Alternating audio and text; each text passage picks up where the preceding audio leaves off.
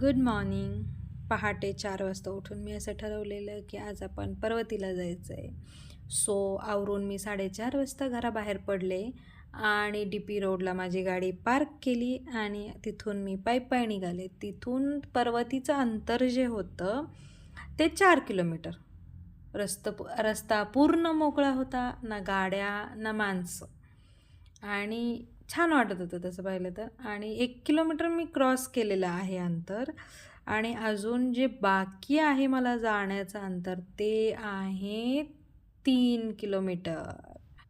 एकटं चालण्यामध्ये जी मजा आहे ना ती कुठल्याच गोष्टीत नाही असं मला वाटतं.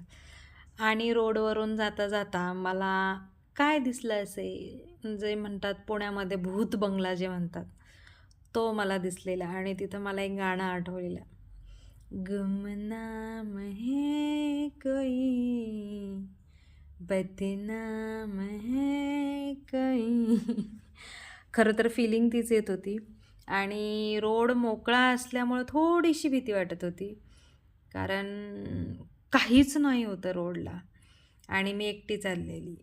पण ही भीती घालवायची होती मला खरं तर, त्यामुळे म्हटलं चालत राहूयात आपण.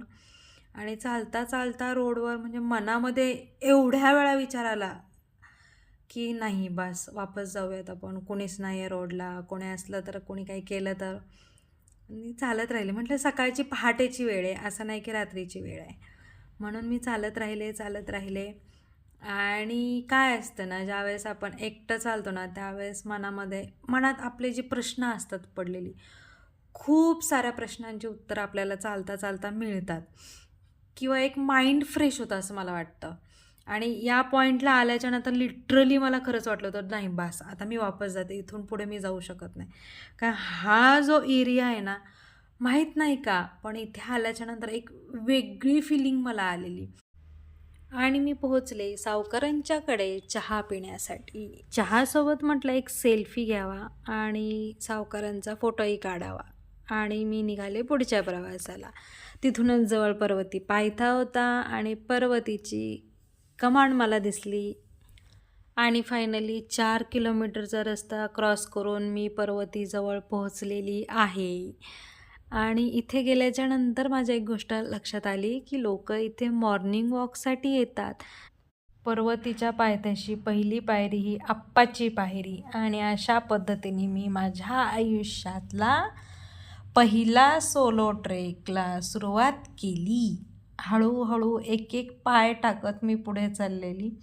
आणि असं लक्षात येत होतं की पायऱ्या ज्या आहेत त्या चढण्यासाठी अवघड नाही आहेत, पण त्याचा जो स्लोप आहे तो उतरता आहे.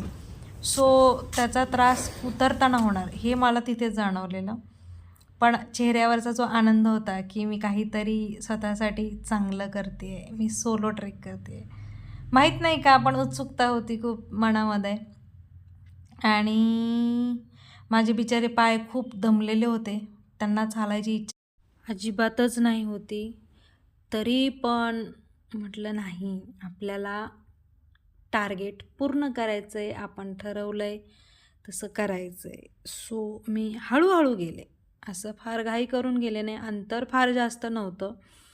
आणि पहिली जी गोष्ट आपण करतो ती थोड्या प्रमाणात करायची असते, दुसऱ्या वेळेस अजून उत्साह येतो. त्यामुळे कासवाच्या गतीने गेले, पण गेले. आणि जवळपास 2.5 वर्षांच्या गॅपनंतर मी व्हिडिओ पोस्ट करणार आहे यूट्यूबला.